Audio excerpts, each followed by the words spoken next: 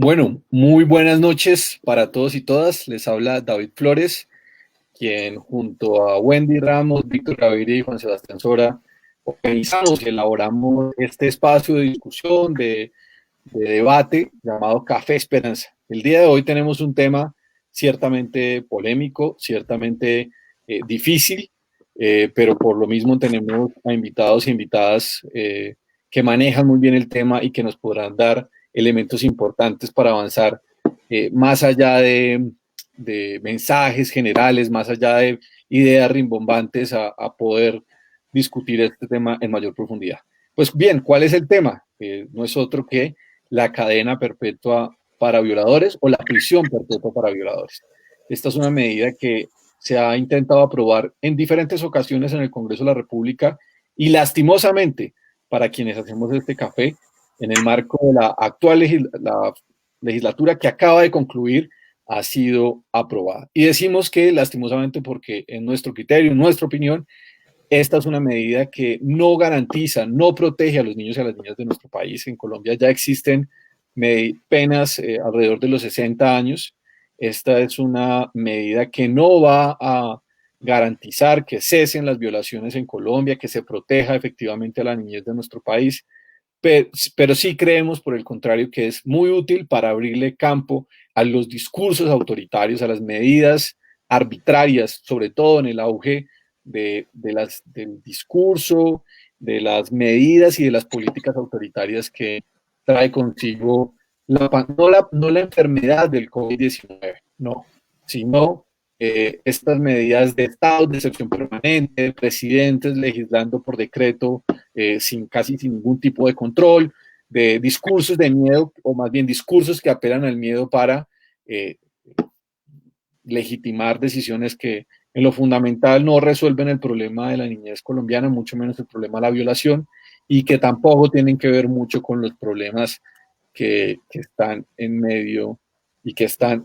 profundizándose o agudizándose y saliendo a la luz en medio de la pandemia del COVID-19. No deja de ser triste y absolutamente condenable, censurable y muy repudiable que justo en esta legislatura la bandera de la mayoría del Congreso, de la bancada del gobierno y del propio Ejecutivo en cabeza de Iván Duque y del Partido Centro Democrático sea la aprobación de este proyecto de ley. Hunden la renta básica, no hay una real ejercicio de control político a los más de los numerosos decretos expedidos por el presidente, pero sí se aprueban medidas absolutamente peligrosas que pueden abrir una caja de Pandora que para muchos y muchas constituyen una sustitución de la Constitución colombiana. Bien, para hablar de esto, tenemos a un invitado y a dos invitadas, como siempre decimos acá, de lujo. Tenemos con nosotros a Rodrigo Primi.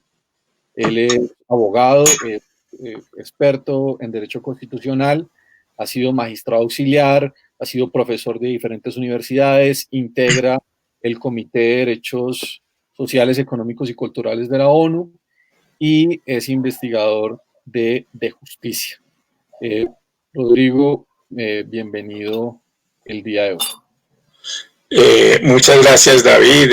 Muchas gracias por la invitación. Es un placer compartir este Café sin Café con los demás miembros de la mesa y con que nos estén escuchando. Muchas gracias. Bien, tenemos también con nosotros a la abogada Julia Enríquez. Ella es abogada, penalista, magíster en Derechos Humanos, es integrante de la Fundación Lazos de Dignidad y también del colectivo José Alvear Restrepo. Bienvenida, Julie, ¿cómo estás?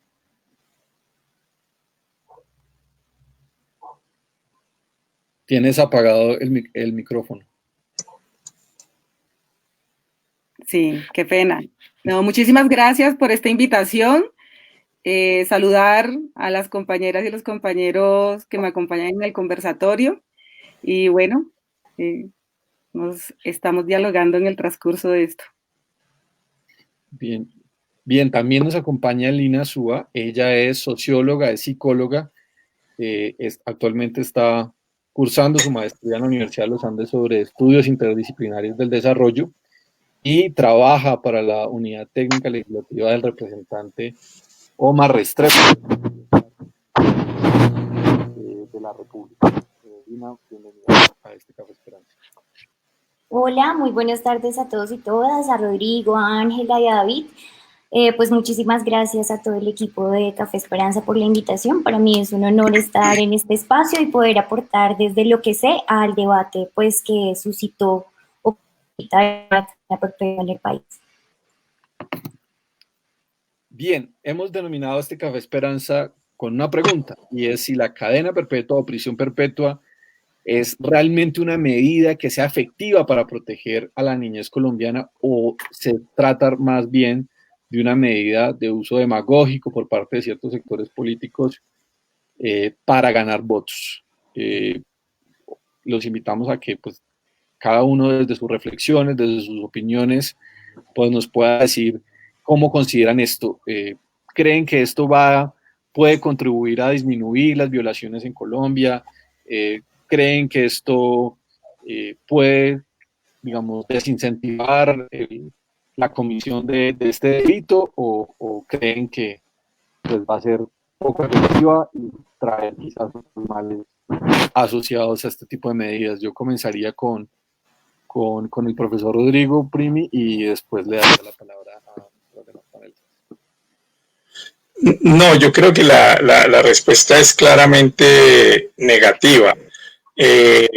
¿Por qué? Porque desde, digamos, las dos grandes justificaciones para plantear la cadena perpetua son, uno, que eso tendría efecto disuasivo, que el temor a la cadena perpetua disuadiría a las personas de incurrir en estos crímenes muy graves, que creo que el consenso en todos nosotros acá es que son crímenes que deben ser prevenidos y sancionados. Cualquier forma de violencia contra niños y niñas, y peor cuando terminan en formas de, digamos, en homicidios, etcétera. Entonces el primer argumento. Y el segundo argumento es que los criminales sexuales con menores, o quienes cometen crímenes sexuales con menores, son, entre comillas, irrecuperables y reincidirán fatalmente, por lo cual hay que aplicar la cadena perpetua. Esos son los dos argumentos usuales que para justificar la cadena perpetua. Ambos son empíricamente falsos. Desde los clásicos del derecho penal, como Beccaria, o en su momento también Montesquieu en El espíritu de las leyes, tenían muy claro una intuición que luego la economía y la sociología contemporánea han confirmado. Y la intuición es que no es tanto la intensidad, que supera un umbral de severidad de la pena, que no tiene que ser particularmente alto. Superado ese umbral, no es tanto nuevos incrementos de la severidad lo que van a prevenir crímenes y tener efectos disuasivos, sino la certeza de la pena. Eso lo decía en su momento Beccaria, digamos, de una forma incluso bastante bella. Él decía, no es la crueldad de la pena, sino su infalibilidad lo que disuade. Y decía, la certidumbre del castigo, aunque moderado, hará siempre mayor impresión en el temor del otro, que una pena más terrible unida con la esperanza de impunidad. Y lo que uno ve en Colombia es que uno ya tiene penas muy altas cuando hay concurso de delitos, es decir, cuando se hace violencia sexual y homicidio, pueden llegar a 60 años, si no son penas de 20, 25 años, son penas altas, pero con una altísima impunidad. Entonces, la vía no es incrementar las penas, sino hacer los esfuerzos para reducir la impunidad, si uno le está jugando al efecto disuasivo de la pena, que es un factor para prevenir crímenes, no es el único, ni siempre es el más importante. Y el segundo gran argumento es el del carácter supuestamente, digamos, irrecuperable de las personas que cometen estos crímenes que siempre reincidirían. Y eso tampoco es cierto. Es más, en el debate que hubo en el Congreso sobre en donde participamos algunos académicos sobre este tema, varios destacamos que la evidencia que daban sobre reincidencia en crímenes sexuales en la exposición de motivos para justificar la cadena perpetua era que más o menos el 5 o 6% de quienes estaban presos por esos crímenes eran reincidentes. Esa es una tasa de reincidencia mayor que la media de la reincidencia en Colombia, entonces tampoco hay esa evidencia. Y a nivel comparado, cuando uno dice, no, pero es que esos son los clásicos del derecho penal, esos son datos malos que se tienen en Colombia, pero cuando uno lo ve, digamos, a nivel comparado, uno encuentra estudios, yo he citado uno porque es una revisión de literatura de los profesores Durlauf y Nagin, que es un estudio del 2011, que llega a la misma conclusión de Beccaria, superaba un umbral de severidad, no es el incremento de la severidad, sino la certeza de la pena la que disuade. Y en segundo lugar, también un sociólogo canadiense, Hansen, mostró que la tasa de reincidencia en abusadores de niños o que han cometido abusos de niños es mucho más baja de lo que se piensa. Él hablaba de una tasa del 17% que podía bajar al 10% si la persona recibe tratamiento mientras cumple la pena. Entonces, ninguno de los dos argumentos usuales para decir hay que poner cadena perpetua para proteger mejor a los niños y niñas sirve. A eso uno le agregaría que dejan de lado las políticas de prevención, es decir, que muchas veces es mejorar, por ejemplo, los sistemas de denuncia, los sistemas de reducción de la discriminación contra las mujeres que alimenta estas violencias en los hogares, etcétera, que pueden tener efectos preventivos mucho más fuertes. Entonces yo creo que es una medida que genera una ilusión de protección.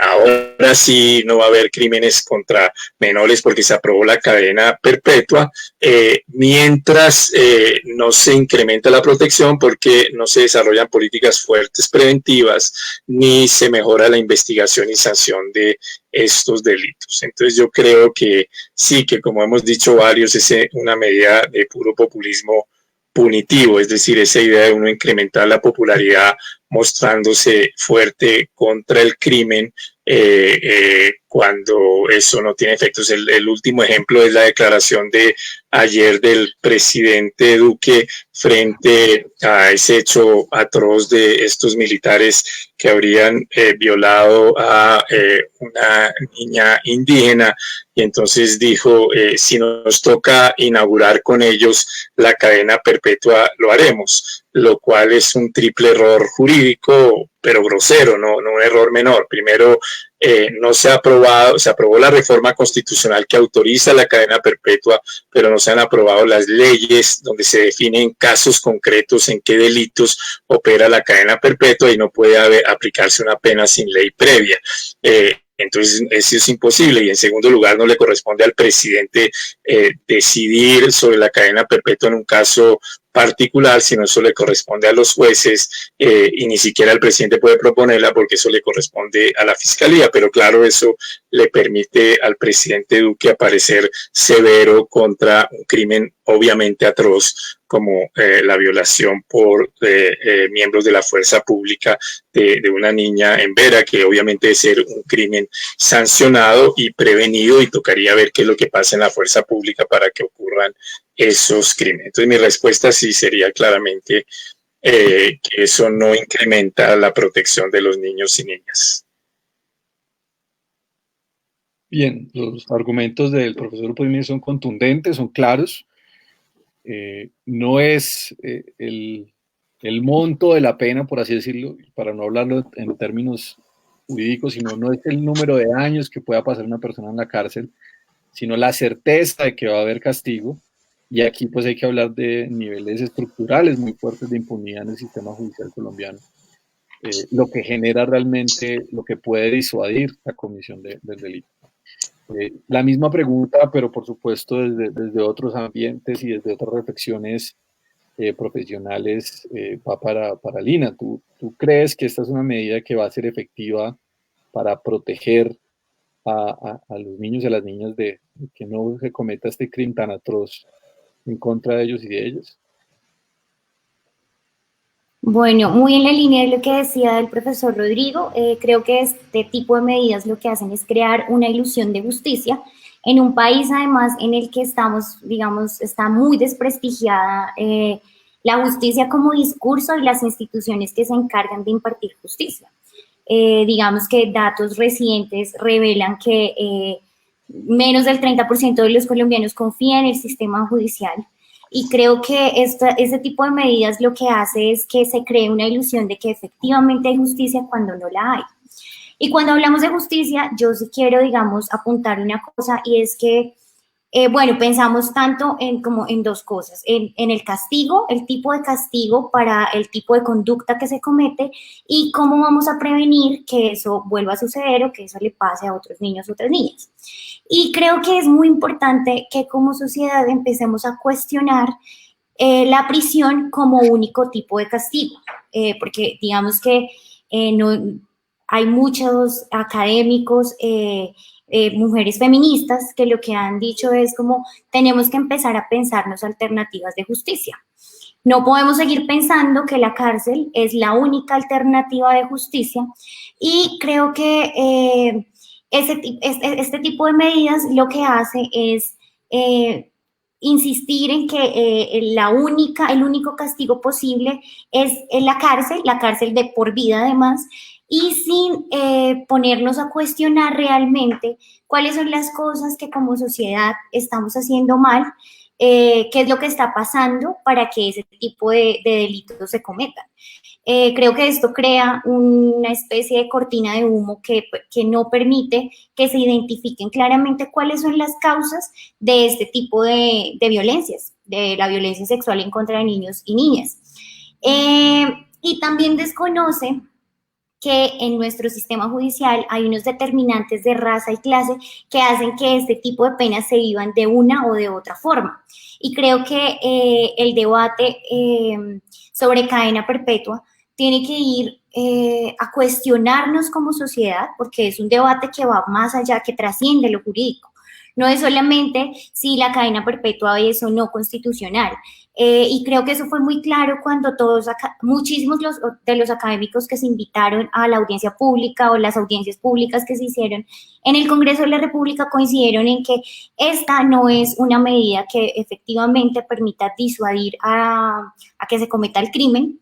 Y lo segundo es que esto tampoco protege a las víctimas porque no está atacando realmente las causas o lo que origina este tipo de conductas. No es de gratis que toda la academia coincida en lo mismo, pero que el Congreso insista en que esta es la solución a el problema de la violencia sexual en contra de niños y niñas. Entonces, lo que yo creo es que es un Congreso, además, que está, digamos que históricamente, pero ahora en medio de la pandemia, estaba muy desprestigiado, están enfrentando, digamos, muy bajos niveles de legitimidad y de aceptación por parte de la gente.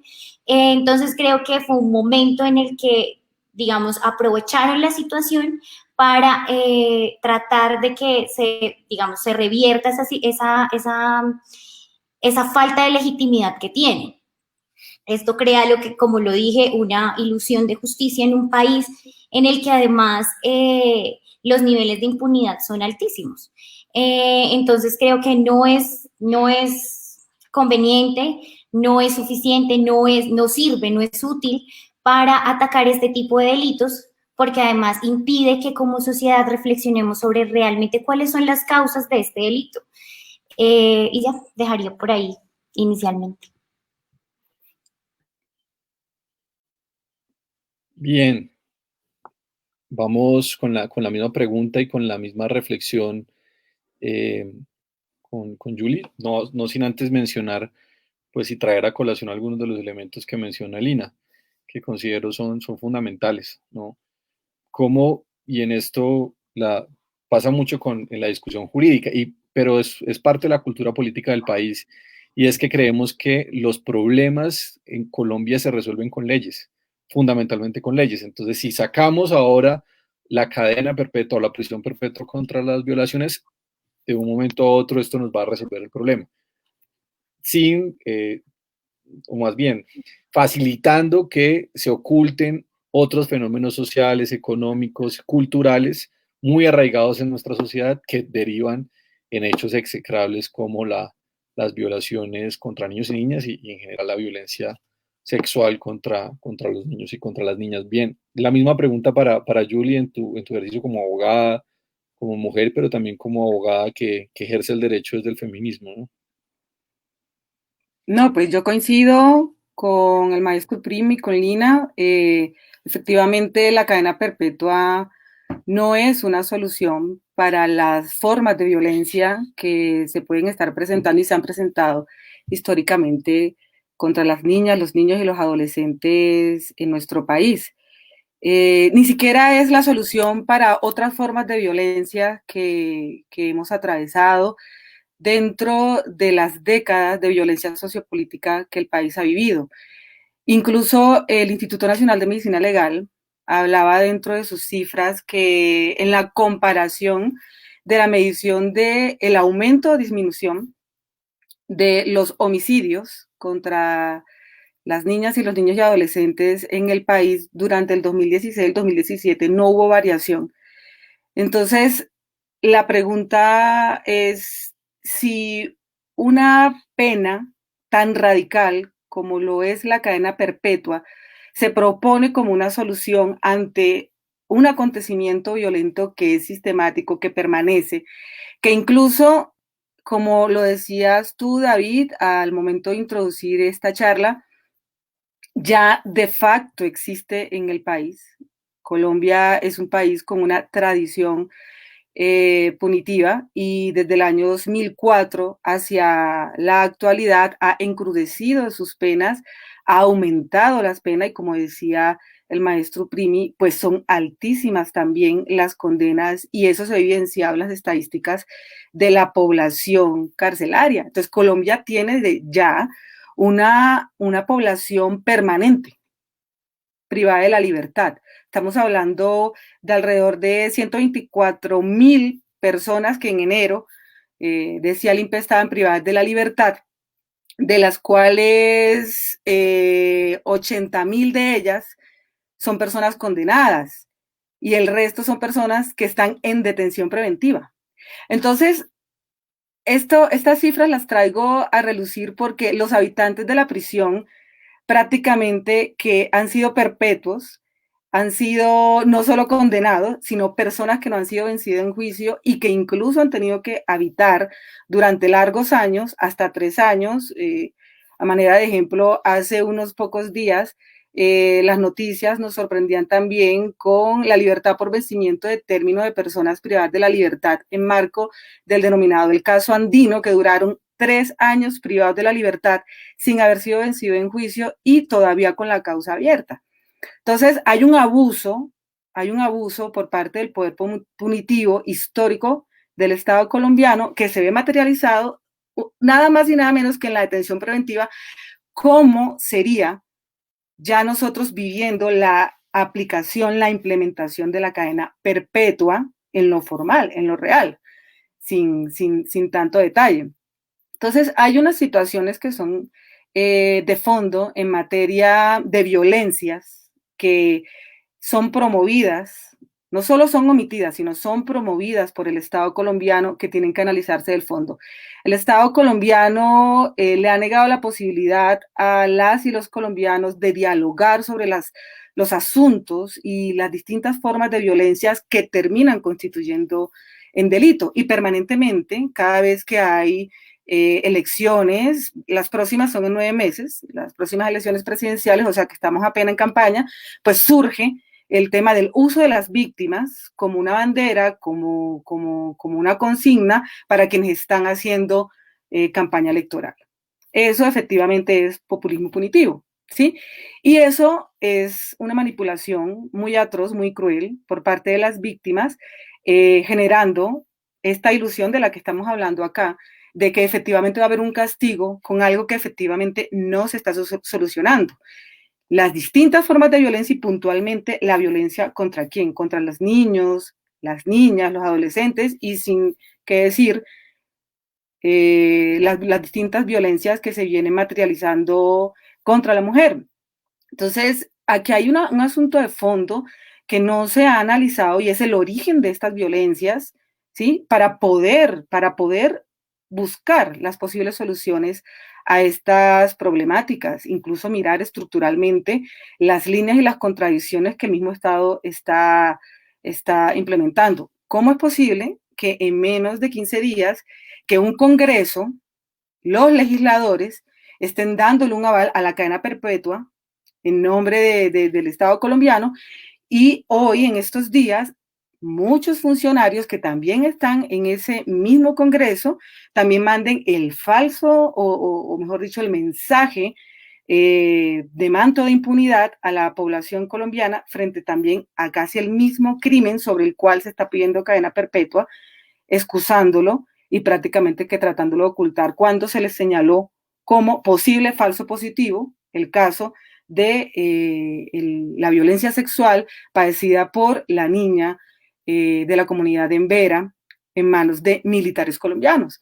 Entonces, aquí hay una distorsión de la realidad, hay un problema de fondo social que no se ha querido discutir y que es el que realmente se tiene que tratar para poder solucionar y efectivamente la cadena perpetua no va a lograr solucionar esa violencia ni contra las menores, ni contra los menores, ni los adolescentes, ni contra en general la población colombiana. Bien, Julie, muchísimas gracias. Bueno, aquí hay unos elementos bien importantes, ¿no? El primero de ellos es resaltar que en Colombia existen penas ya muy, muy grandes. Se ha mencionado aquí 60 años, que tenemos una parte muy importante de la población carcelaria que no está condenada, lo cual pues es un exabrupto en un Estado social de derecho donde pues las restricciones a la libertad deberían ser la última opción y deberían ser únicamente y exclusivamente o fundamentalmente para quienes han sido condenados en juicio. Pero también nos dice Julie, en la vía también de lo que se ha mencionado anteriormente, de que esta puede ser también una forma de evadir un debate muy importante sobre cuáles son las condiciones económicas, culturales, sociales que permiten que florezcan este tipo de prácticas tan difíciles, tan dolorosas y por supuesto execrables y rechazables desde todo punto de vista. Hay otras preocupaciones y ha girado un poco el debate en torno a las posibles puertas que abre esta aprobación en el Congreso de la cadena perpetua o la prisión perpetua, no solamente frente al hecho mismo de la comisión del delito, sino frente a otros fenómenos asociados. Entonces yo le quiero preguntar a Lina, desde su papel como psicóloga, socióloga, pero también como persona que trabaja en el Congreso, que está, digamos, situada en las discusiones, ¿cuáles creen que van a ser las consecuencias de la aprobación de un proyecto pues a todas luces tan nefasto y complejo como el proyecto, no, ya acto legislativo que fue aprobado por el Congreso de la República?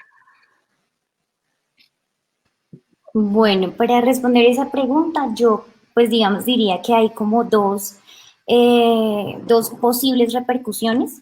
La primera, y es que recientemente en la W incluso salió un artículo sobre la posibilidad que están evaluando algunas congresistas de presentar que exista cadena perpetua en los casos de feminicidio. Entonces, digamos que eso abre la puerta a que efectivamente la cadena perpetua se vuelva una solución que se va a aplicar a todo tipo de crímenes que generen un repudio generalizado. Y pues creo que eso hay que verlo con mucho detenimiento porque pues efectivamente estamos hablando del poder del Estado para determinar qué es lo ilegal, qué es lo repudiable, qué es lo que genera más, digamos, como sí, repudio entre la gente. Entonces creo que eso abre esa posibilidad. Y por otra parte, yo creo que aquí estamos frente a una situación y es que la violencia sexual ya enfrenta unos, digamos, desafíos en temas de denuncia. el subregistro es impresionante y estamos hablando en que al menos el 83% de los casos el victimario es un familiar. Entonces yo creo que eso abre la puerta a que las víctimas tengan más dificultades para acceder efectivamente a la justicia. Y yo creo que eso nos tiene que llevar a hacer también una reflexión y a deconstruir o a cuestionar al menos cuál es la idea que tenemos sobre quiénes son los victimarios o quiénes son los que ejercen la violencia sexual. Porque cuando uno ve los debates en el Congreso, uno se encuentra que completamente, digamos, casi todos los congresistas que defendían la cadena perpetua hablan sin distinción de sociópatas, de psicópatas, de monstruos. Entonces, digamos que hay una asociación muy fuerte entre el delito de la violencia sexual y la enfermedad mental, como algo completamente anormal. O sea, es que el que hace, incluso, hoy que estaba leyendo un poco cuáles eran las reacciones de la gente frente al caso de la niña indígena, digamos, la gente dice es que no son soldados, es que son monstruos, algo así como que intentan, digamos que no es normal que una persona haga esto, esto tiene que explicarse de una manera, esto es anormal, esto es un monstruo, esto es una persona, un enfermo mental, que efectivamente, como decía el profesor Rodrigo, no tiene arreglo. Y pues cuando nos vamos a las cifras y nos vamos a la realidad, nos encontramos en que no. O sea, con que no, estamos hablando de los papás, de los tíos, de los primos, de los hermanos, gente muy cercana a los niños y las niñas, lo que evidentemente hace que sea mucho más difícil la denuncia. Y creo que ahora un niño o una niña o una familia o un familiar, una persona que va a denunciar un tema de violencia sexual, se enfrente a la posibilidad de que esa persona, que es su familiar, va a posiblemente ser condenado a una cadena perpetua, evidentemente va a generar un impacto en el número de denuncias que se hacen. Entonces yo dividiría eso como las repercusiones en esos dos puntos. Bien, aquí sale un elemento muy importante en el debate y genera escozor, genera ciertamente también mucha preocupación. Y es lo que, Lina, tú mencionabas, que la mayoría de los agresores sexuales, de quienes cometen violaciones o otro tipo de abusos sexuales contra los niños y las niñas, pues son los familiares o son personas de ámbitos muy, muy cercanos, ¿no? Lo cual va de la mano con ese otro argumento que tú mencionas de decir que este tipo de actos solo lo cometen monstruos, que de alguna forma frente a los cuales la sociedad no tiene ninguna responsabilidad, casi que nacieron monstruos y van a ser monstruos toda la vida. No son monstruos, son personas de carne y hueso que están en nuestras familias y que están cometiendo ese tipo de actos absolutamente execrables, repudiables, y que, insistimos en este hilo conductor del debate, pues se pierde la discusión sobre cuáles son las responsabilidades también frente a las condiciones económicas, culturales y también, por supuesto, las decisiones individuales frente a este tipo de hechos tan gravosos. Yo le quiero preguntar al profesor Rodrigo Primi por algo que nos menciona en el chat, pero que también ha sido parte del debate, o más bien dos preguntas a la vez. Y tiene que ver, la primera, con si usted considera que este tipo de medidas que establecen ya la prisión perpetua sustituyen la Constitución. Y para quienes no son abogados y abogadas y nos ven en este momento, palabras más, palabras menos, significa que esto no fue un simple cambio pequeño a la Constitución, sino que en la práctica fue que modificaron sus bases, ¿cierto? ¿Usted considera que estamos ante un caso de esa naturaleza? Pero también quiero preguntarle, profe, si usted cree que es justo que aprueben esta medida en el marco de la pandemia, en el marco de un estado de excepción, en el marco de un presidente que está legislando por decreto desde hace casi 3 meses, donde la gente tiene miedo, donde la gente está buscando responsables frente a un montón de frustraciones que está sacando a la luz esta pandemia y las medidas que se han tomado frente a ella, pues, ¿eso es casualidad o estamos ante un auge de las medidas autoritarias? Empiezo con la segunda pregunta, David. Yo creo que estamos en una situación de riesgos de autoritarismo muy grande. yo creo que obviamente el gobierno Duque no se inventó la pandemia es real y está ahí y es grave y dada su gravedad requería medidas de emergencia, medidas de excepción. Yo incluso firmé una carta a inicios de marzo pidiéndole junto con otros constitucionalistas al presidente Duque que decretara el estado de emergencia porque había ciertas medidas que requerían medidas de excepción.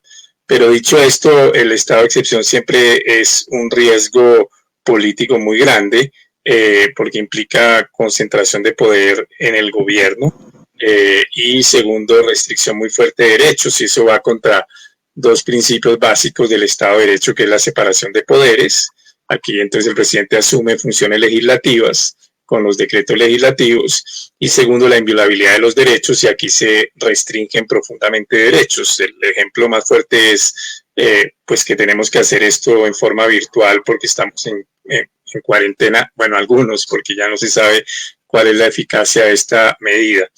Y eso puede generar riesgos muy grandes. Y el gobierno ha aprobado 115 decretos legislativos. Es una suma enorme, es la más alta en un año en toda la historia, digamos, de la Constitución del 91. Es otro año donde hubo muchísimos decretos, fueron 45, pero si uno compara la cantidad de decretos aprobados por el presidente Duque con el total de decretos aprobados en todos los otros 29 años de la Constitución del 91, creo que son como 240. O sea, el presidente Duque casi que habría aprobado en un solo, en 3 meses, habría aprobado casi la mitad de los decretos que se aprobaron por todos los presidentes en estados de excepción durante los 29 años anteriores.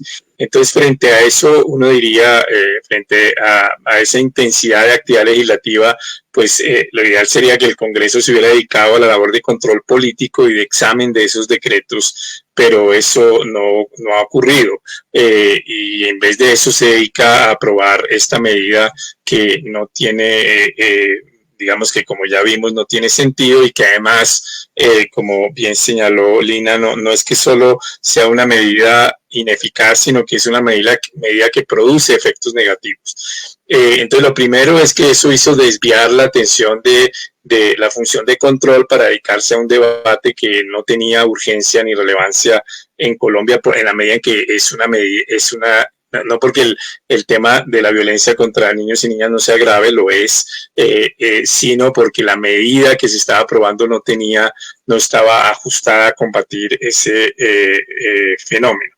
Y eso puede, digamos, terminar legitimando discursos cada vez más autoritarios, porque una de las preguntas que obviamente alguien se haría es si la cadena perpetua es tan buena para prevenir los crímenes contra niños y niñas, pues ¿por qué no la ponemos en muchos más crímenes? Igualmente graves, como puede ser el feminicidio, como señalaba Lina, o como puede ser las masacres, como puede ser el asesinato de líderes sociales. Entonces no admitamos la cadena perpetua como para todos los crímenes. Entonces empieza uno con el tema de los niños y niñas, que obviamente concita, digamos, cierto apoyo en la opinión pública, digamos, injustificado, pero ahí está. Digo injustificado en el sentido de que no hay evidencia empírica a favor de eso, y luego uno lo puede extender, digamos, al conjunto de todos los delitos considerados graves, y de esa manera uno está modificando profundamente toda la concepción del derecho penal establecida en la Constitución.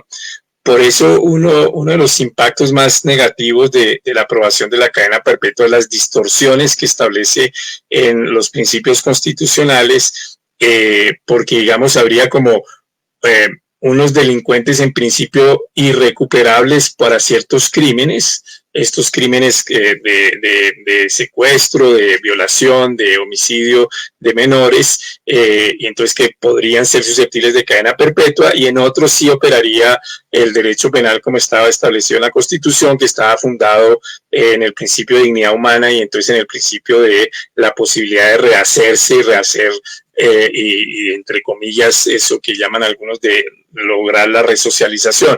Y aquí entonces generaría esa dicotomía, y por eso el, el, el, la consecuencia de la aprobación de la cadena perpetua no es que simplemente por recordar alguna expresión que se usó en el pasado con otra modificación de la Constitución problemática, no es simplemente modificar un articulito, no es simplemente modificar, agregarle un inciso al artículo 34 de la Constitución, sino que es modificar, digamos, el sentido del derecho penal en la Constitución. Y por eso es que, y con eso respondo a la segunda pregunta, donde no tengo certezas, que es si esto implica lo que llaman una sustitución de un pilar de la Constitución, que ese es un argumento un poco técnico, jurídico, y que sería el pilar de la Constitución asociado a la idea de dignidad humana y a la posibilidad de resocialización de toda persona. Y la dificultad aquí del argumento es que, aunque digamos como he señalado, yo soy muy crítico desde todo punto de vista de esta medida, que iba a implicar rehacer los códigos penal, procesal penal, penitenciario, como señalaron algunos penalistas en la audiencia ante el Senado. Entonces pone uno en vilo todo el sistema penal para adoptar una medida que no sirve y que solo genera una ilusión de protección. A pesar de todo eso, digamos, de las propuestas de cadena perpetua que se habían hecho, porque esta creo que es la tercera que yo conozca, esta es la más técnica, porque permite la revisión de la sentencia, digamos, la revisión de la cadena perpetua después de 25 años, es decir, es una posibilidad de cadena perpetua con cadena perpetua revisable a los 25 años. Y entonces los que defiendan que esto no sustituye el pilar de la resocialización dirían, en la medida en que hay la posibilidad de resocialización, porque a los 25 años se revisa, entonces no sustituiría el pilar. Entonces yo creo que este va a ser un debate difícil ante la Corte Constitucional. Yo no estoy de acuerdo con los que dicen esto es obvio que se cae en la Corte Constitucional por sustituir el pilar, porque no debemos olvidar que esto es una reforma constitucional, no es una ley. Si fuera una ley sería obviamente violatoria del entonces existente artículo 34 que proveía la cadena perpetua, y está redactada de tal manera que hace de la cadena perpetua una posibilidad excepcional. Lo que pasa es que yo creo que quieren meterlo como una posibilidad excepcional para irlo expandiendo. Entonces eso hace que no sea tan claro cuál sea el resultado de las demandas que sin lugar a dudas se presentarán ante la Corte Constitucional. Yo creo, por eso muchos intervenimos fuertemente en el debate político ante el Congreso, porque no es tan claro que se vaya a caer ante la Corte Constitucional, por ser una reforma constitucional.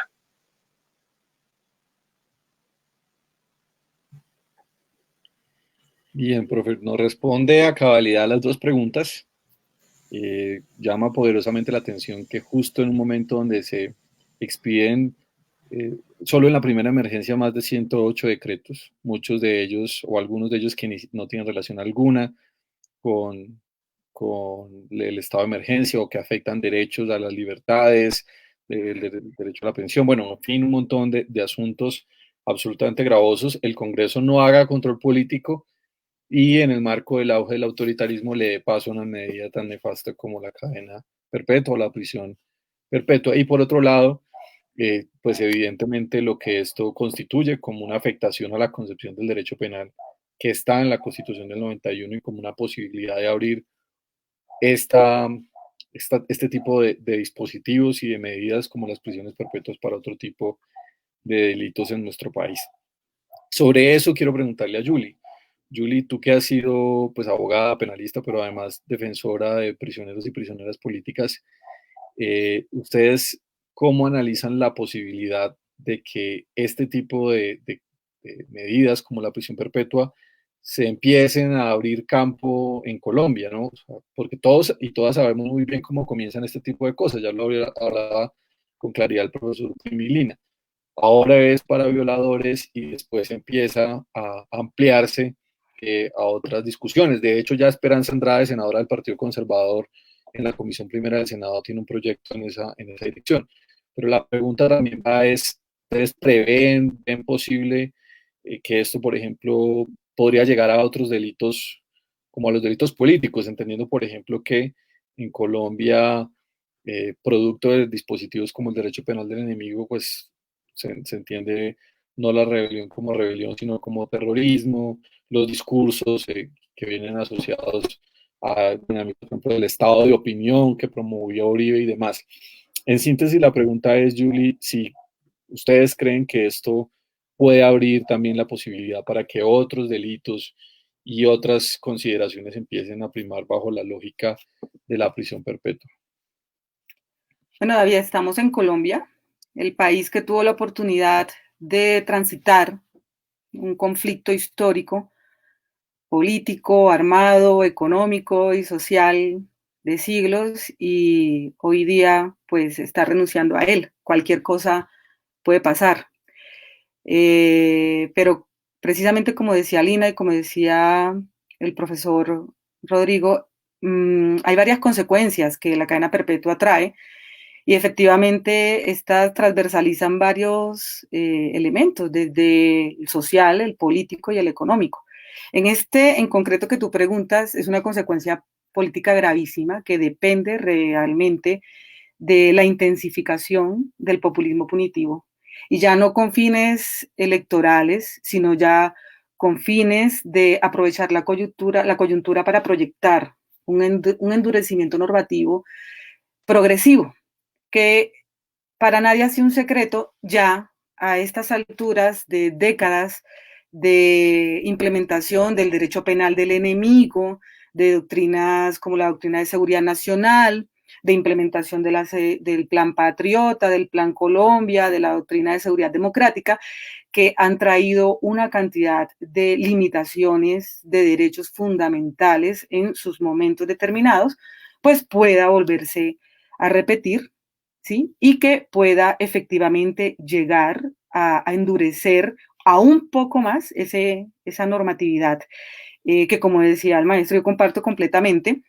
Esto no es algo de poca monta. Esta revisión constitucional que se va a hacer ahora de lo que se acaba de aprobar es gravísima, porque estamos viviendo un retroceso de proscripciones, o mejor dicho, prohibiciones de penas crueles, inhumanas y degradantes.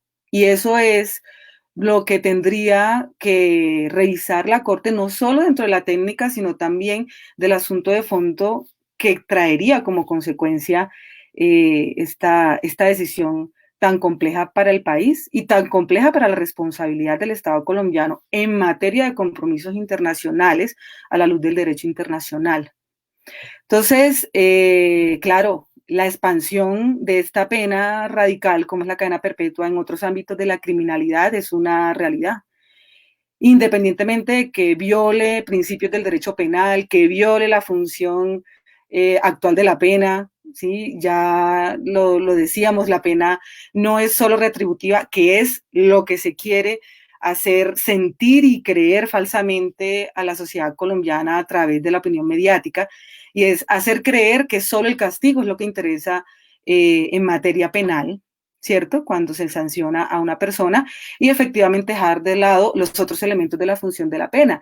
Pero efectivamente, al momento de que se pueda expandir una pena tan radical como esta, de a poco se puede ir desapareciendo con esa función, ese sentido de la pena en Colombia, que va arraigada a la dignidad humana, a principios muy concretos también en materia de igualdad, del derecho y de proporcionalidad del sistema penal, y que implica efectivamente el elemento preventivo y el elemento resocializador. Con la cadena perpetua, ya sea ahorita o más adelante que esto pueda llegar a expandirse, pues efectivamente esas otras dos funciones perderían esa fuerza, y efectivamente también iría en contravía de la jurisprudencia constitucional, porque la Corte también desde 1997 ha ratificado el reconocimiento de la función de la pena en estos tres elementos esenciales. Entonces, claro, si uno se preguntaría si son gravísimos los crímenes contra niños y niñas, pero también hay conductas sumamente graves, como son los crímenes de Estado, como es el genocidio, como es la tortura, como es el homicidio agravado. ¿sí? Incluso asociados a la posición de garante del Estado, que quedarían con penas inferiores, y efectivamente en esa desproporcionalidad a la que las víctimas se verían, empezarían estos reclamos bajo la falsa percepción, ¿sí?, de que el castigo sería el acceso a la justicia. Retrocederíamos años luz en materia de avanzar a una transición, o por lo menos a la construcción de una vida libre de violencias en un país como este. Lógicamente, a la luz de quienes han sido considerados enemigos internos por parte del Estado colombiano, que reconocemos como personas privadas de la libertad por motivos políticos, pues tendría un significado brutal. No dejemos de lado que antes del 2016, pues las organizaciones de derechos humanos insistentemente resaltaban la existencia de una cifra alarmante de personas privadas de la libertad por motivos políticos, y personas privadas de la libertad por este asunto, ¿sí?, juzgadas como delincuentes políticos, pero también personas que no han cometido delitos políticos y se han considerado como víctimas de montajes judiciales para ser presentados como positivos, ¿sí?, en materia de persecución de la insurgencia. Entonces habían desde civiles acusados por pertenecer o colaborar con la guerrilla, y hay todavía como personas insurgentes o con la condición de pertenecer a las guerrillas privadas de la libertad. El acuerdo de paz trajo la ley 1820, que era una avanzada en materia de legislación penal y más humanas, más digna, para poder transitar a la reincorporación de personas que por producto de este tipo de conductas pues recuperarán su libertad en el marco del proceso de paz. Efectivamente, eso se logró. Alrededor de más de 3.000 personas recuperaron su libertad a través de la ley 1820, ya sea por la amnistía o por la libertad condicionada, que son las figuras que en materia de delitos políticos pues traía, pero también la ley traía la liberación de personas por delitos asociados a la protesta social, o mejor dicho, relacionados con el ejercicio del derecho a la protesta social, y eso no se vio tampoco reflejado. ¿Qué sucede? Que ese era un avance que prometía quizá para el resto de población, porque esto beneficiaba a quienes estuviesen, ojo, privados de la libertad, condenados o procesados por pertenecer o colaborar con las FARC, siendo o no siendo integrantes de las FARC. No traía ninguna otra persona de ningún otro grupo armado, y entonces quedaba como la promesa de solucionar los conflictos con estas otras personas que estarían en esta condición, pues para poder también deshacinar las cárceles y pues revisar la manera en cómo se reincorporaban a la vida civil. Sí, pero ¿qué ha pasado? Ha pasado que efectivamente hubo retroceso en diálogos de paz con otras guerrillas, que ha tenido muchísimas dificultades la implementación del acuerdo de paz, que todavía hay alrededor de 500 personas que podrían ser beneficiadas de la ley 1820 que no han recuperado su libertad. Y es importante tener claro que estas personas que por cuenta de este tipo de delitos han estado y están privadas de la libertad, solo tienen una esperanza para poder recuperar la libertad con un diálogo de paz o con un perdón presidencial, cosa que en el actual gobierno pues es más que imposible pues también pensarlo, es una utopía. Pero es imposible porque la cultura punitiva, desde la aplicación del derecho penal del enemigo, desde 1948 hacia acá, ¿sí?, ha sido juzgar a estas personas por una cantidad de delitos, no solo reconocidos como delito político, que se ha venido desnaturalizando a partir del de 1997, sino por delitos comunes, e incluso, pues hasta ahorita, las personas que puedan ejercer lo que podría ser el delito político con sumar conductas propiamente del delito político están siendo juzgadas por otro tipo de conductas. O sea, la legislación ha venido cambiando, pero quienes venían siendo juzgados tenían que padecer condenas superiores a 60 años, acumulación de procesos. Entonces tenían procesos en diferentes partes del país, de acuerdo al movimiento que pudiesen tener, en el caso tal de quienes ostentaban la condición de guerrilla, que cuando se estuviera venciendo una condena, pudieran recuperar la libertad porque venía otro proceso. La única esperanza, pues, eran las normas transicionales que se vienen desfigurando de a poco. pues claro que Julie, una situación como Julie, esta, vamos cerrando, por favor, tu, conclúyela, qué claro que pena. sí, no, Me toca como moderador. sí, Sí, sí, sí, sí. lo entiendo perfectamente. No, en concreto, pues esta situación, pues lo que generaría fue precisamente es eso, que se agudizara una persecución y se reactivaran una vez más la aplicación del derecho penal en el enemigo y la doctrina de seguridad nacional, que por supuesto no se ha desprendido, y que la cadena perpetua luego se formalizara también con personas consideradas enemigas políticas por el establecimiento. Bien, yo creo que los argumentos de Julia han sido contundentes. En la práctica, en Colombia ya existe la prisión perpetua para varios delitos, entre ellos los asociados al delito político, ¿no?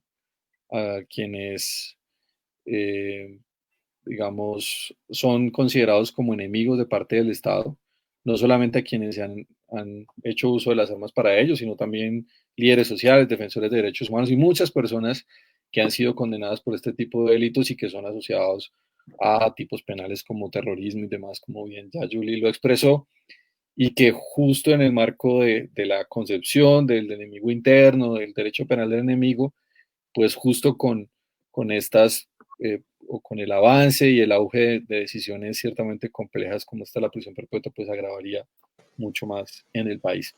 En este programa siempre nos gusta preguntar y nos encanta las alternativas, nos encanta y la esperanza. Entonces siempre preguntamos por el qué hacer, ¿no? Eh, y es como siempre el último bloque de preguntas. Y es, ¿qué consideran ustedes que podría hacerse?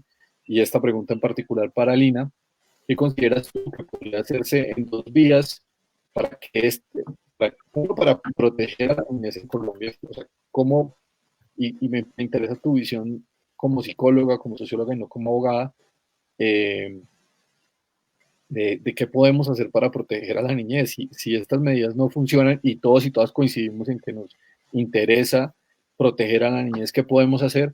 Pero también, ¿qué podemos hacer para que no proliferen este tipo de medidas y el auge autoritario?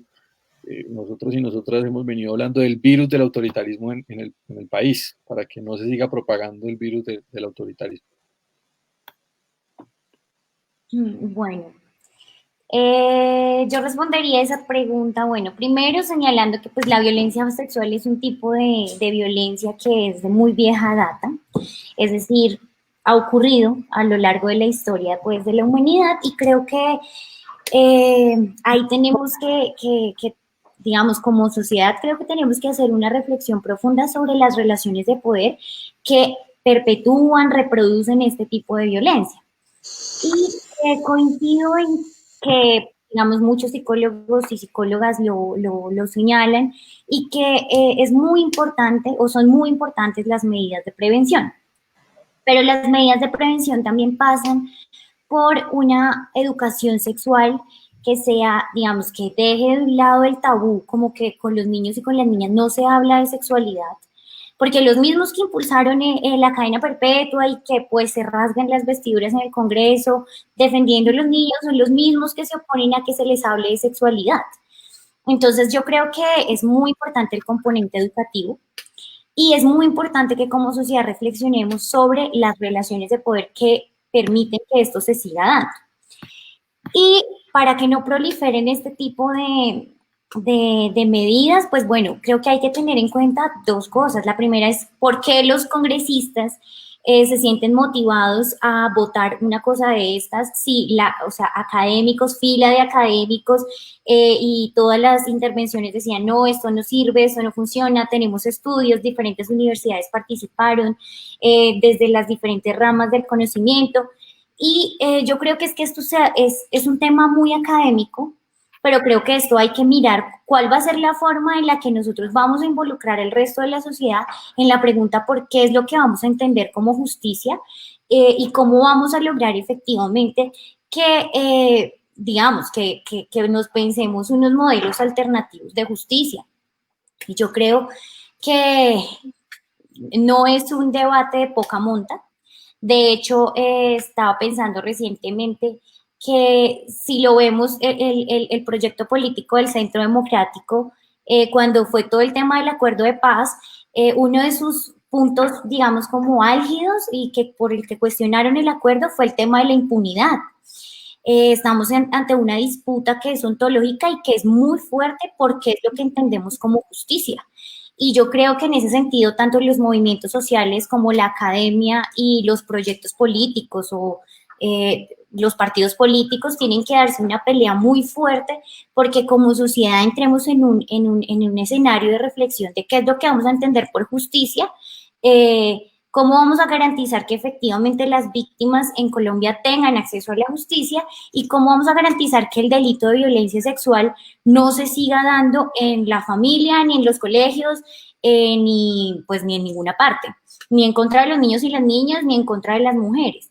Entonces, digamos que yo diría que esas dos cosas. Lo primero es como prevenir y tenemos que hablar de educación sexual con los niños y las niñas. No puede seguir siendo la sexualidad un tabú, pero también esto nos tiene que invitar a que como sociedad hagamos una reflexión muy profunda sobre la justicia y sobre lo que vamos a seguir reclamando como justicia, porque el legislador tiene una motivación y es la popularidad, los votos, no sé qué, pero entonces ¿eso de dónde viene? La presión social, la gente diciendo es que la cadena perpetua es la salida, por fin se está haciendo, digamos, como realidad el sueño de las víctimas y creo que hay que también empezar a desmitificar ese tipo de cosas y tiene que salirse el debate desde lo académico, porque en lo académico creo que hay un consenso.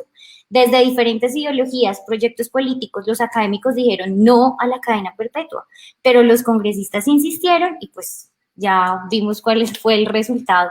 Creo que esas dos cosas apuntarían. Y la misma pregunta, pero con un matiz, precisamente por lo que dice Lina. Y es finalmente, pues se aprueba esta medida porque es popular, porque es redituable en votos, y eso demuestra pues un estado del ambiente político en el país, ¿no? ¿Cómo hacer para ganar esta discusión y para que trascienda el mundo jurídico, ¿no? ¿Tú cómo ves? Y pues esto asociado a las dos preguntas, ¿no? ¿Qué hacemos para proteger a la niñez y cómo enfrentamos el auge de este virus autoritario? Bueno, yo creo que nos toca insistir en que no algo, sino muchas cosas están mal en este país y que se requiere una transformación urgente de mentalidades, pero en ningún caso pensar que esa transformación de mentalidad es una responsabilidad individual y que viene de abajo hacia arriba. Aquí se requiere realmente unir esfuerzos precisamente para que los gobernantes, los representantes del Estado asuman con responsabilidad su posición de garante y empiecen a responder en consecuencia, de manera respetuosa, de manera coherente con los compromisos internacionales en materia de protección de derechos humanos en general y sobre todo con población en vulnerabilidad y se lleve un diálogo que nos permita transformar esa política pública que hasta este momento es ausente a los derechos humanos y obviamente a los intereses de las niñas y niños de este país. Nos toca ir abajo también y nos toca llevar esta discusión con cada uno y cada uno de los ciudadanos porque la gente también tiene que empezar a interiorizar que el castigo no es la solución a los problemas de fondo que atraviesa la sociedad y que el Estado debe cumplir con responsabilidades básicas para poder ejercer esa autoridad propia que desde el Estado liberal, ¿sí?, se ha venido arraigando, de exigir unos ciertos comportamientos a sus ciudadanos, pero primero tiene que garantizar unos mínimos vitales precisamente para evitar que se cometan cierto tipo de conductas que pueden llegar a ser delitos y que van arraigadas también a los conflictos sociales y económicos. Bien, profe, la misma pregunta, pero con un elemento adicional también para usted, que viene de varias preguntas que nos hacen en el público y aprovecho también para agradecer la participación de todas las personas que nos están viendo. Tenemos más de 120 personas conectadas en este momento, amigos y amigas ellos saben quiénes son, que siempre están allí presentes. No los menciono uno a uno porque pues sería grosero de mi parte, porque siempre se le escapa a alguien a uno. Y bueno, también ustedes tienen su fanática y la gente escribe preguntándoles a cada uno y saludándolos. Profe, pero le quiero preguntar, además de las dos preguntas que le hice también a Julie y a Lina, sobre cómo deja esto políticamente a la Corte Constitucional. O sea, ¿puede esto derivar en una suerte de encerrona en términos de si lo declara inconstitucional o inexequible?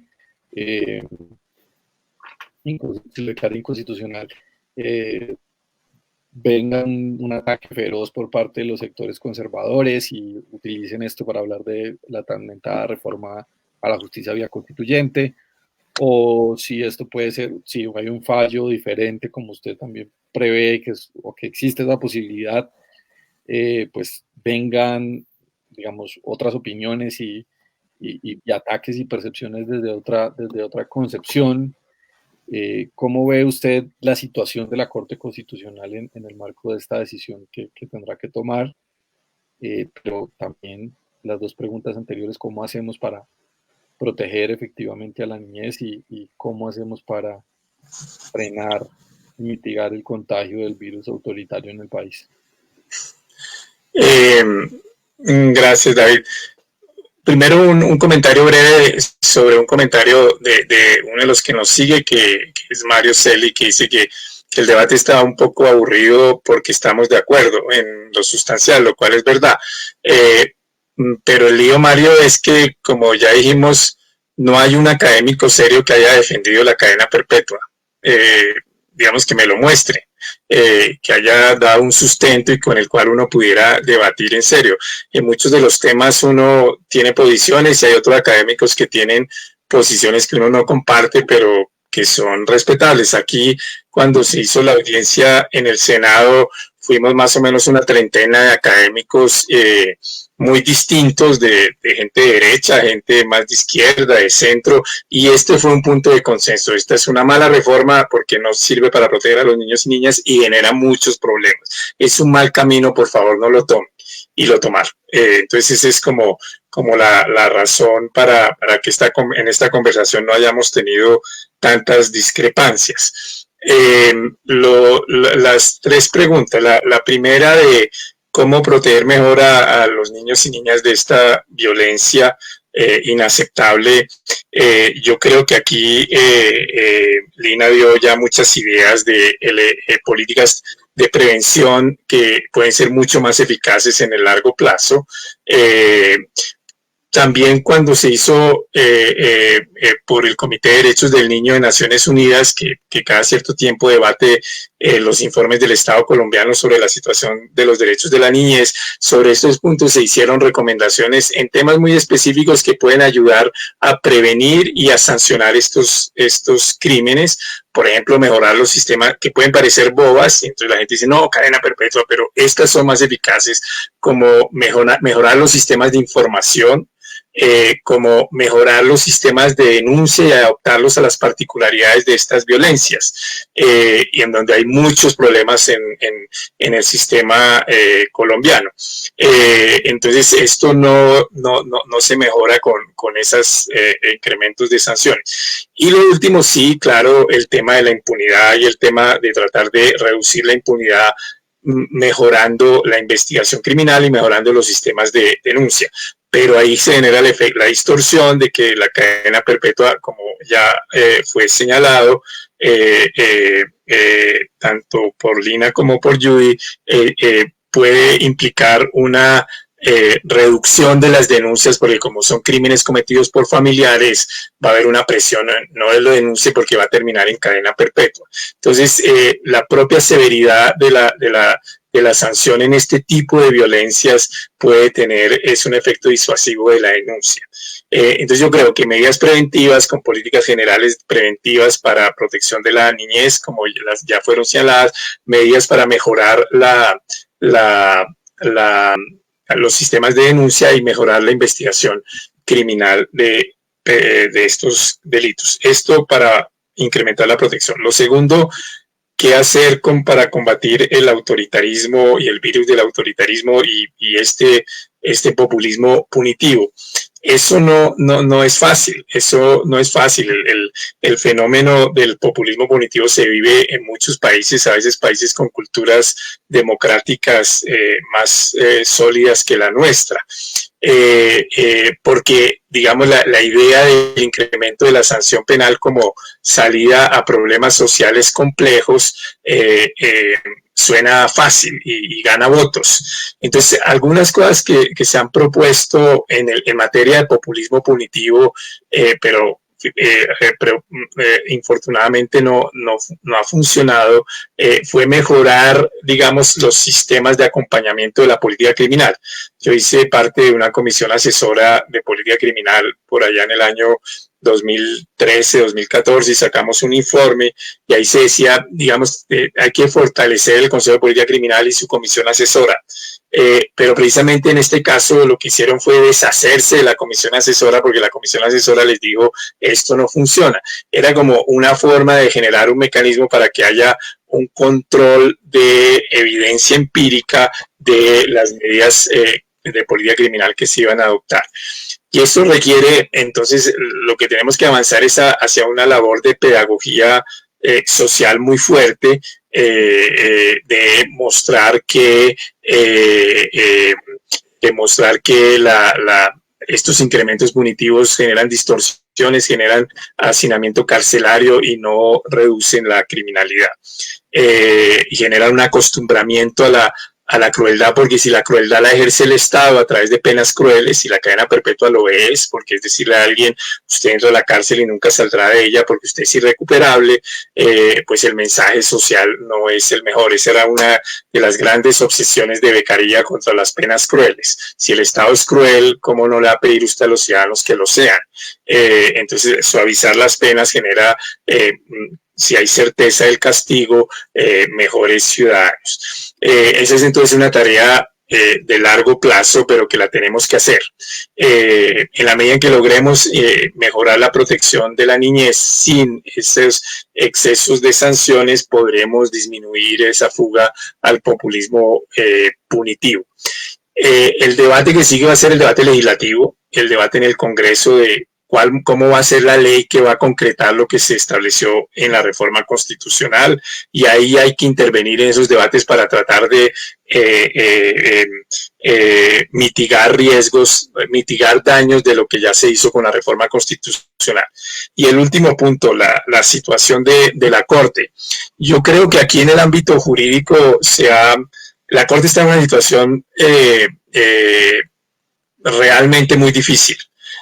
Si declara constitucional la reforma, todos los sectores del derecho penal y los sectores garantistas le van a decir corte vendida, y si la tumba, la van a poner que es una corte contra las mayorías. Y una corte constitucional puede estar en esas situaciones, digamos, en otras circunstancias y con mejores salidas, si el caso es muy claro. Es decir, si el caso de sustitución es muy claro. Lo hizo, por ejemplo, con el tema de reelección, de la segunda reelección, de la posibilidad de la segunda reelección del presidente Uribe, y ahí la Corte tenía un argumento jurídico muy fuerte.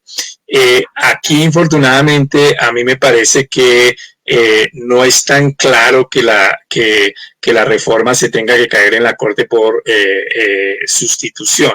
Lo que se debe entender es que la sustitución, la teoría de la sustitución, es una teoría que se construyó para casos absolutamente excepcionales, es decir, reformas que realmente vulneraran un principio, digamos, no vulneraran, sino destruyeran un principio, un pilar de la Constitución. Porque estamos hablando de una reforma constitucional, uno puede criticar todo lo que uno quiera al Congreso de la República, y hay buenas razones para hacerlo, pero es una reforma aprobada por el Congreso con las mayorías requeridas para reformar la Constitución. No sé si haya vicios de procedimiento, eso no lo he estudiado. Entonces, en esos la Corte tiene que tener como una cierta autocontención de no andar tumbando todo lo que el Congreso reforma, porque eso bloquea, digamos, los cambios constitucionales, y eso es problemático.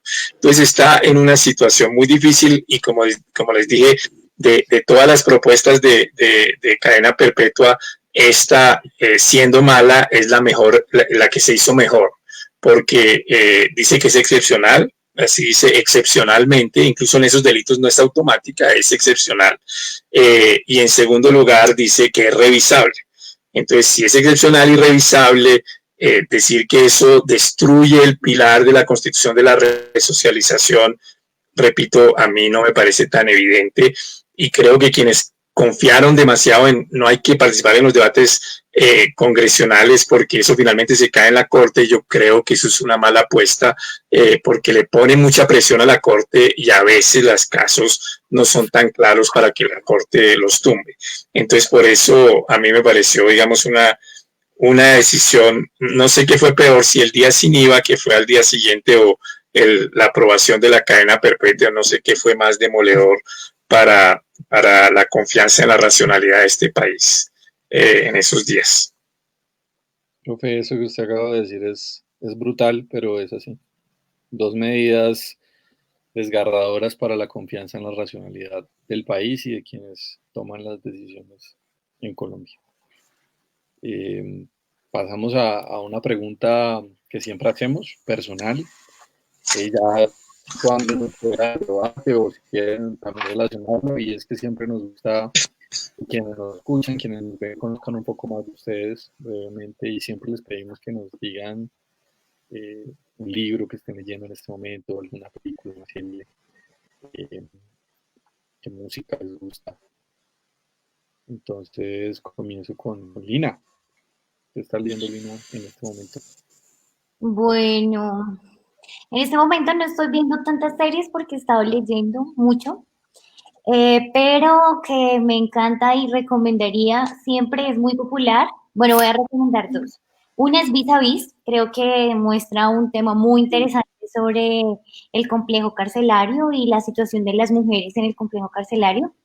Es bastante interesante, me encanta, creo que es mi favorita. Y otra que se llama Tabula Rasa, que es una serie, bueno, una miniserie belga, que es de una bailarina que pierde la memoria. Bueno, es un thriller psicológico y es bastante, digamos, como que lo tiene ahí a uno muy emocionado.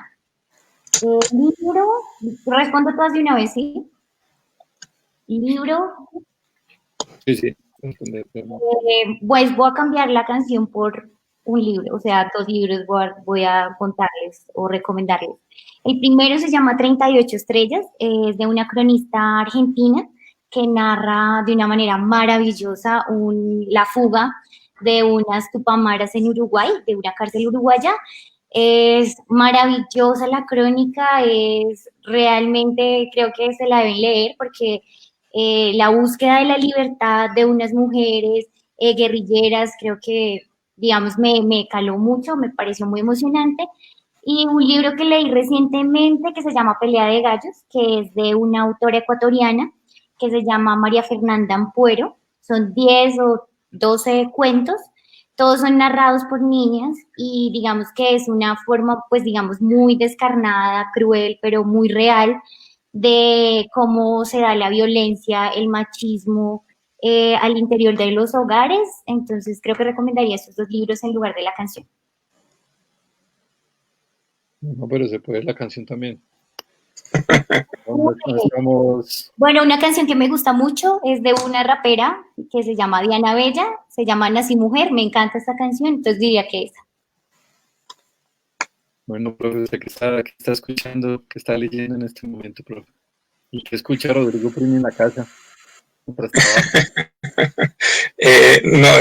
Leyendo yo trato de combinar lecturas, cosas más de trabajo, pero interesantes y fundamentales. Entonces, ahorita estoy tratando de maciarme un texto que es un ladrillo, pero un gran ladrillo, que es el texto de Piketty que se llama Capital e Ideología, porque estoy muy metido también en el debate de políticas fiscales y políticas tributarias y desigualdad, que es el centro de este trabajo. Y Piketty, de los economistas contemporáneos, no solo yo creo que es muy lúcido, sino que escribe muy bien, narra bien los temas, escribe un poquito largo, ese sí es uno uno de sus libros. Son libros como de 500, 600 páginas. Y eso lo combino con literatura, y en literatura, pues yo volví a uno de mis, a raíz de la pandemia, volví a uno de mis escritores preferidos, que es el francés Albert Camus,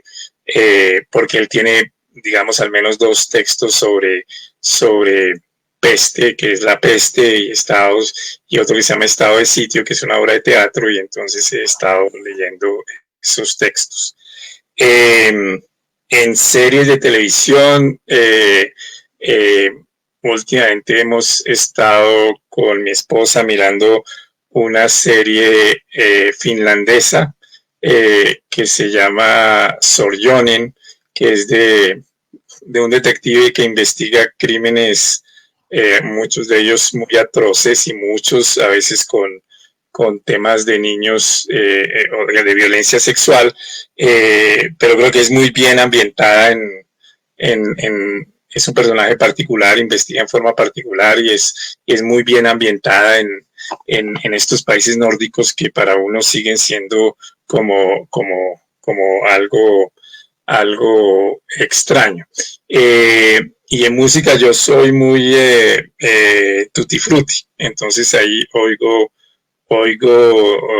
de todo, desde salsa, desde rock, a veces música clásica. Entonces ahí sí, no es que esté oyendo una canción en particular, sino que voy mezclando. Es como se decía antes, profe, crossover. Exactamente. Muy bien, muy bien. Julie, ¿qué estás leyendo? No, no estoy leyendo en este momento, sino intentando leer un libro que por ahí encontré que se llama Las Libertadoras, de un español. Se llama Francisco Martínez, creo. Pero más que todo es la intención de tener como una lectura sistemática sobre la historia de las luchas de las mujeres, que es lo que en el último tiempo me ha venido apasionando. Y pues de series, en la misma vía, pues me acabo de terminar de ver una serie divina, hermosa, recomendable, que se llama La cosa más linda, es brasilera, pero toca una cantidad de elementos, desde las reivindicaciones y las justas luchas de las mujeres, los derechos negados y logrados, obviamente la presión dentro del sistema patriarcal, pero también las formas de amar, las formas de ser desde lo cultural y ese ser propio suramericano, que es muy bonito. Y de la música, Julie. No, de la música también soy crossover, soy Caribe, entonces me gusta de todo, me gusta mucho, pero lo que podría decir es una canción que me llega al alma y que en cada momento de mi vida pues la tengo sonando acá, y es de Fito Páez, El Oso, que me parece muy sentida y vigente. Bueno, al profesor Rodrigo Primi, a Julie, a Lina, infinitas gracias por este espacio tan rico, tan productivo del día de hoy. Nos queda debiendo el café, ¿no? Dime. Nos queda debiendo el café. Sí, les quedo debiendo el café. Siempre lo hacíamos además literalmente con café, lo variábamos, pero bueno, lo resolveremos en algún momento, la verdad. Pero de verdad, muchas gracias. Esto va a quedar grabado para que quienes quieran verlo, reproducirlo. Agradecemos a todas las personas que vieron, que comentaron, que opinaron, que tuvieron preguntas, que tuvieron disensos. Todo eso hace parte del espíritu de este Café Esperanza, que tiene un propósito claro, abrir debates, pero también con una visión de país, con una visión de sociedad, no lo negamos, una visión transformadora, crítica, que le apuesta a la construcción de alternativas en Colombia. Aquí hay suficientes argumentos, no solamente para decirle no a la prisión perpetua porque no protege a los niños y a las niñas, sino porque le abre camino a medidas autoritarias y supremamente peligrosas. Y aquí, por supuesto, abogamos por la democracia, por las garantías procesales, por la dignidad humana.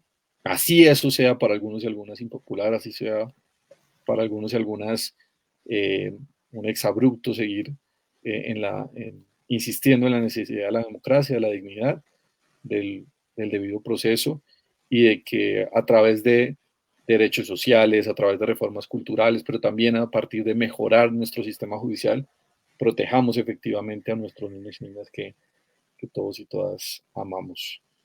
Bien, entonces este es su Café Esperanza, y recuerden que desde que haya esperanza siempre habrá alternativa. Un abrazo para todos y todas y muchas gracias, y les debo el café cuando les llegue, ahí nos estaremos comunicando.